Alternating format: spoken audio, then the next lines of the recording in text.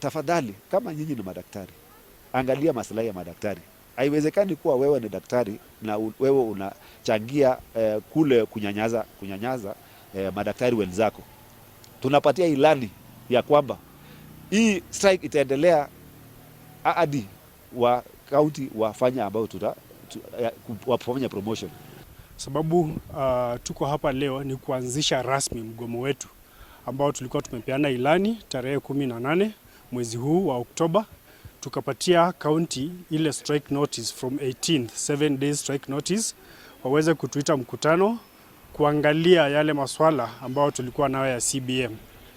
Jambo la kwanza ni promotions na jambo ya pili ni redesignations, ile kupandishwa vyeo kwa madaktari ambao wamehitimu kuwa specialist kutoka vyuo vikuu mbalimbali.